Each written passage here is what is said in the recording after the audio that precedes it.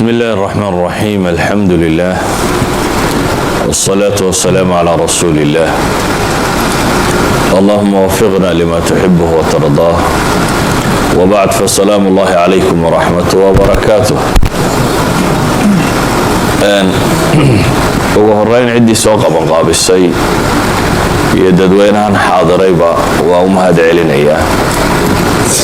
kadibna kelmadeennu waxay ku saabsanaan doontaa insha allahu tacaala bayna atasbiixi waalrida, xidhiirka ka dhaxeeya in la tasbiixsado. tasbiixu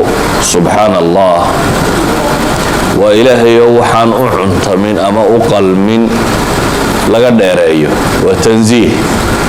labada erayo subxaana allah walxamdu lilah. alxamdu lilaahina waa ilaahayo wuxuu ku sifoobe kamaal iyo wanaaga lagu ammaano. subxaana allaahina waa ilaahay waxaan u cuntamin ama u qalmin oo laga nasaha mase laga dheereeyo. dunida aynu ku noolnahay ilaahay wuxuu inoo tilmaamay in laynoo keenay layna itixaamo. kullu nafsin daa'iqat lmowt wanabluukum bishari waalkhayri fitna wailayna turjacuun. dadka qof waliba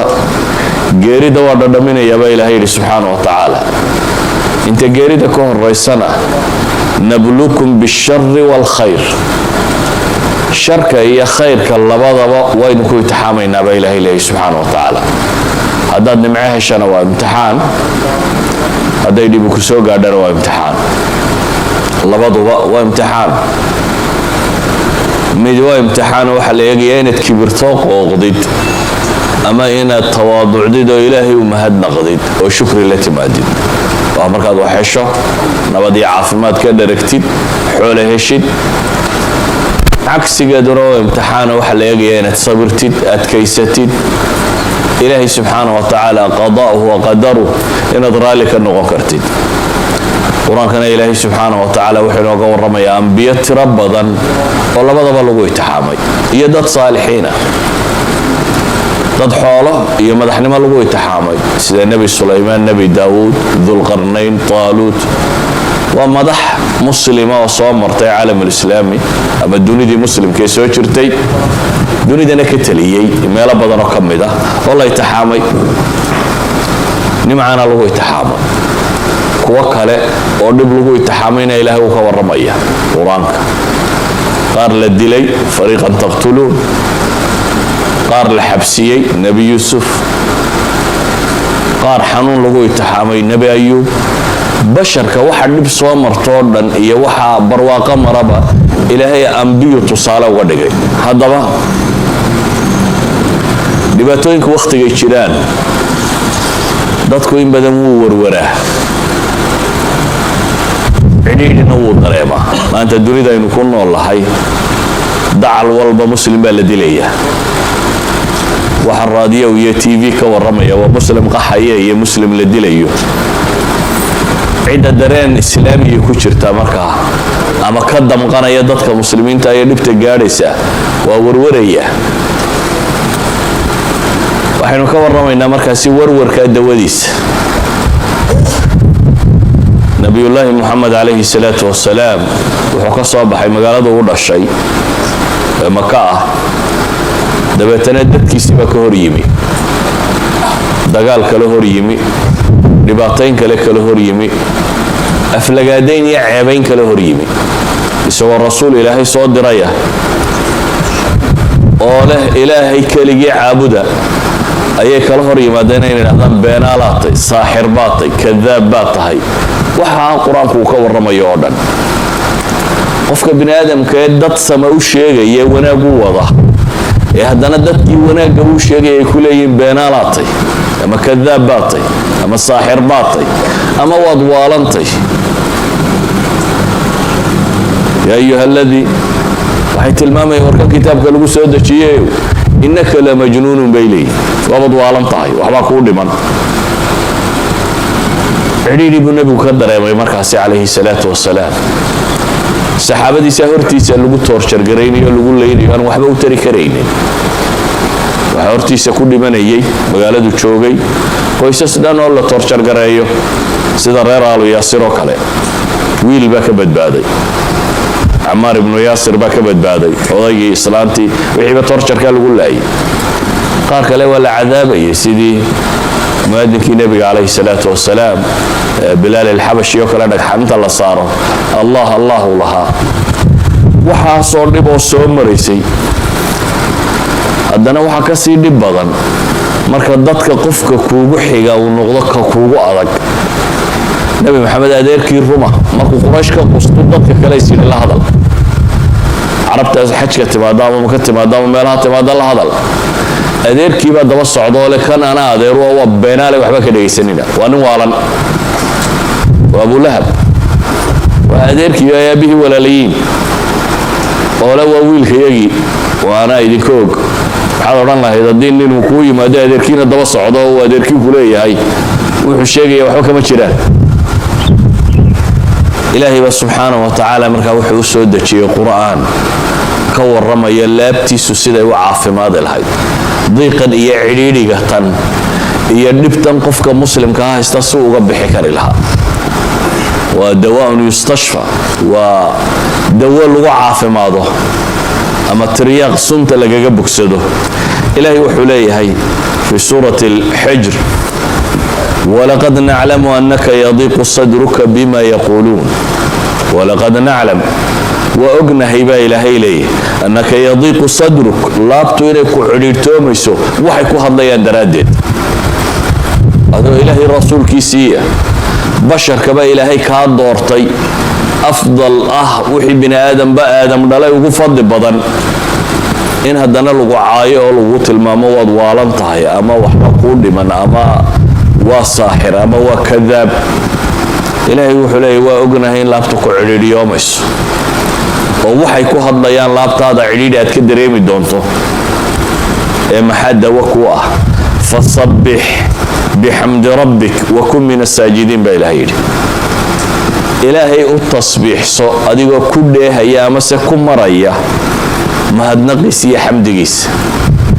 kalimataan subxaana allah wa bixamdihi adigoo leh samee baa ilaahay yidhi oo wakun min asaajidiin kuwa sujuudayana ka mid noqo labadan shay ee ilaahay uu tilmaamaya waxa weeyaan waa labada laabta caafimaadiya wax kasta oo cidhiidhiyo bini aadamka soo mara uu kaga bogsado haddii uu maxay dhadhan ay u samaynayaan hadduu yahay dadka salaada dhadhamiya tasbiixda dhadhaminaya qur-aan badan baa ilaahay soo dejiyo nebiga cidhiidhiga haysta uu ku tilmaamayo qad naclamu inahu layaxzunuka aladii yaquuluun فلعلك تارك بعض ما يوحى إليك وضائق به صدرك أن يقولوا لولا أنزل عليه كنز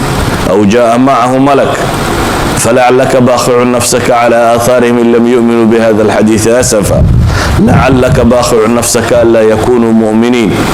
كل هذه الآيات الله وحكا ورمية عديدك نبيك هيستي عليه الصلاة والسلام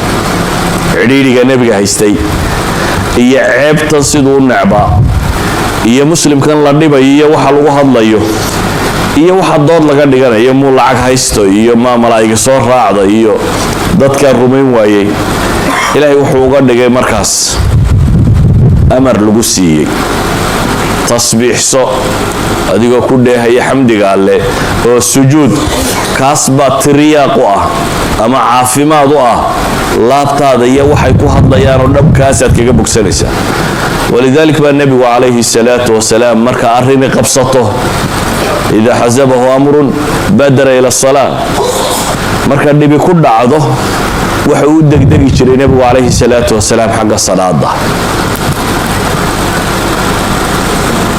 waxaana ilaahay qur-aanka ku tilmaamaya mas'aladaas iyo aad loogu boorinayo qur-aanka dhul badan kaga soo aroortay fasbir calaa maa yaquuluun wasabbix bixamdi rabbik qabla طuluuci الshamsi waqabla اlغuruub وmin alleyli fasabbixuu adbaara الsujuud fi suurati qaaf ilahay wuxuu leeyahy sabir waxay ku hadlayaan oo ilaahay u tasbiixso adigoo ku dheehaya ilaahay mahadnaqiisa waagu intaanu beryin ama cadceedi soo bixin iyo inta aanay cadceedi dhicin iyo inta gabalku dhace habeenah وأدبار السجود صلاة هدبدود تسبيح ذا بضي إلهي لي فاصبر إن وعد الله حق واستغفر لذنبك وصبح بحمد ربك بالعشي والإبكار في سورة غافر وفي طور واصبر لحكم ربك فإنك بأعيننا وصبح بحمد ربك حين تقوم ومن الليل فسبحه وإدبار النجوم وفي سورة الإنسان فاصبر لحكم ربك ولا تطع منهم آثما أو كفورا واذكر اسم ربك بكرة وأصيلا ومن الليل فاسجد له وسبحه ليلا طويلا صور كاكلا قدسانا صوت المامنين دمان تؤد إلهي النبي محمد وحفر يا إنو صبره marka labaadna waxa la farayaa inuu gargaarsado salaad iyo tasbiix inuu gargaarsado taa macnaheedu waxa weeyaan cidhidhi kasta uu qofka bini'aadamka galo hadduu tasbiixda badiyo wuu ka caafimaadaya hadduu tasbiixda badiyo laabtiisu way caafimaadaysaa waana dawadii la siiyey nebi moxamed calayhi salaatu wasalaam ee loo tilmaamay inay tahay waxa uu ku caafimaadayo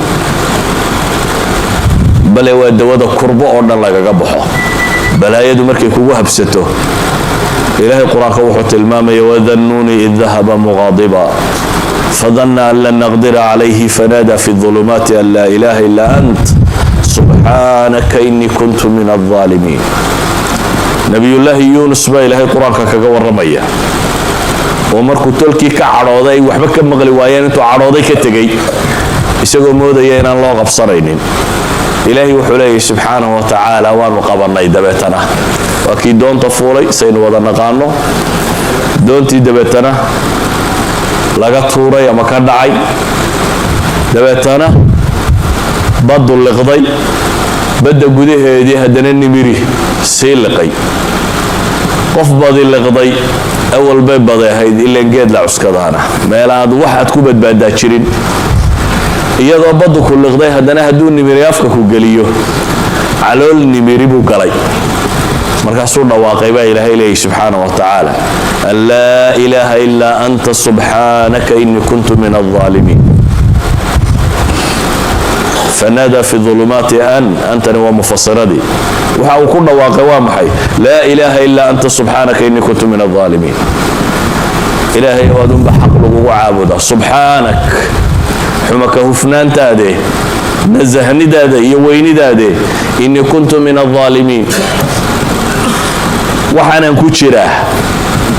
ma aha ilaahu dulmi aadi dulmidaye waa aniga dulmigaygii buu leeyahay qofka mu'minkee dhabtahi wuxuu rumaysayey ilaahay inuu yahay maxay laysa bidallaamin lilcabiid wax allaaliya waxaad idinku jiraa inuu yahay fabima kasabat aydiikum wayacfu can kaiir wax allaaliya waxaa mashaakilku qabsadaa waxaad geysatay in wax ka midoo lagu horumariyay inay tay weliba in badanna inuu rabbi kaa dhaafay wayacfu can kaiir dadka badhna waa loo ururiyaa waxaasoo dhanoo naarta lagaga wada jaraa dadka badhna adduunka lagaga sii jaraa nebiyullaahi yuunus wuxuu ku dhawaaqayaa markaa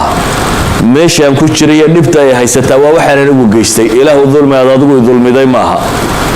ilaahu afcaashaada oo dhiya dhammaanta xuma waad ka dheertay subxaanak buu leeyahy ilaahay subxaanahu wa tacaala wuxuu inoogu jawaabayaa markaa wixii lagu badbaadiyey nebiyullaahi yuunus inuu yahay maxay tasbiixda ilaahay fii suurati saad ku tilmaamaya haddana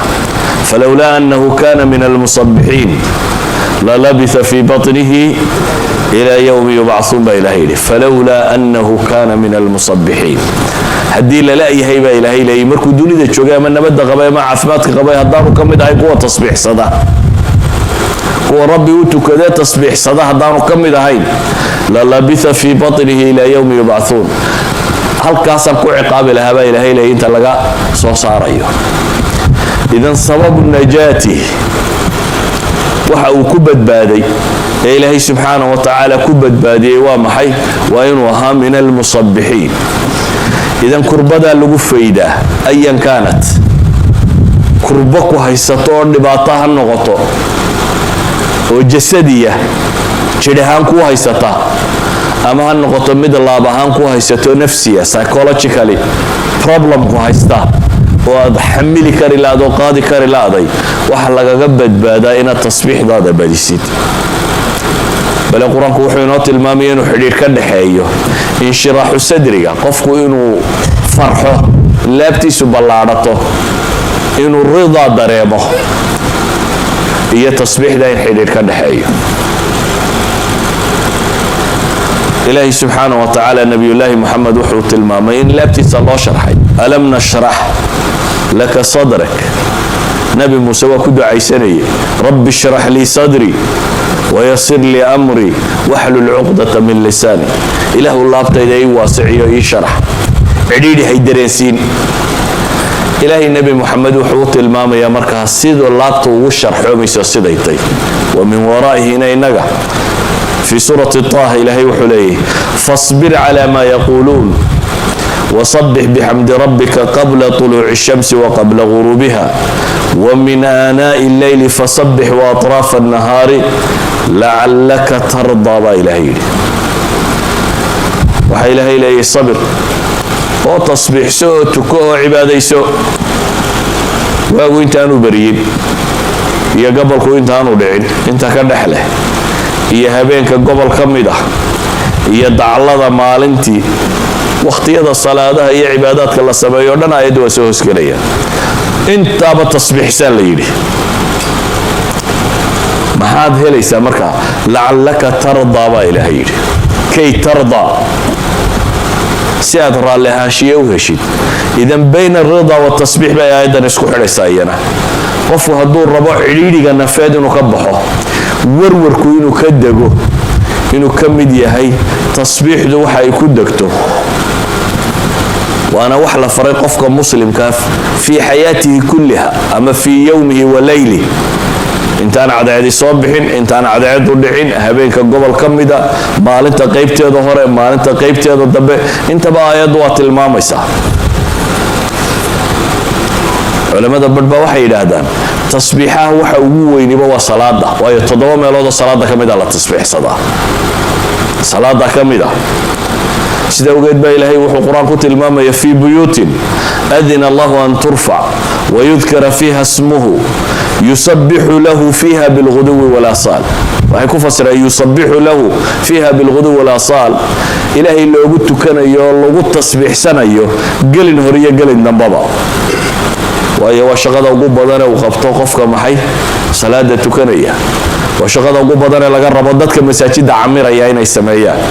xadiidkii muawiya ibn al-hakam nin baa soo galay masaajidka iyadoo la hadla buu ogaa salaada waagii hore hadalkuna uu iska banaana adigoo iskaga jira hadii mid kula hadlo waad iskala hadlaysay dabeetana quraan baa soo degay tilmaamaya inaan hadalku banaanayn kadib niman waxba ogeyn baa soo galay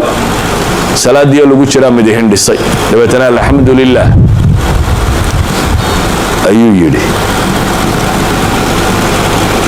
walla maagay marka ragii salaada kula jiray baa isha ku wada gubay ama waa loo saabatumay waa loo tilmaamay inaanu waxa kale wax uu sameeyo ahayn sakalatkum ummukum buu yiri marka hooyadiin idinka goblantay maxay shayga gubaysaa dabeetana waa loo sii tilmaamay inaanay saxay salaada markii laga baxay ayuu nabigu yeeray alayhi salaatu wasalaam dabeetana wuxuu leeyahay fa wallahi ima dagaalin oo ima waji tubin oo ima maagin qof wax sameeyay igama dhigin waligay ma arag buu leeyahay macallinka fiican nabi maxamed alayhi salaatu wasalaam intuu yeeray buu wuxuu igu yiri in hadhihi salah la yasluhu fiha shay'un min kalam an-nas warniyo salaada gudeeda dadka warkooda wax ay uma suubamaan ee waa maxay inma hiya at-tasbih wa at-takbir wa qira'atu al-quran nabigu salaadu wa tasbihat iyo takbirat iyo quraan la akhriyo nabigu alayhi salatu wasalaam sida ogeed salaada waxa kamida Allahu akbar marka tiraahdo tasbihat waa lagu furtaa subhanaka allahumma bihamdik صوت كما مدها التصبيح ده لغو فرطه تبارك اسمك وتعالى جدك ولا اله غيرك وحكى له كمده سبحان الله والحمد لله ولا اله الا الله وحكى مده صدح شهرين لا يراهدو tasbiixaat iyo takbiiraat iyo wax la mida kuwaasoo dhammi waxay yihiin maxay iftitaaxiyada salaada lagu furto waa nooc ka mid ah waxaa kaloo ka mid ah salaada marka la rukuucsayo maxaa la yidhahdaa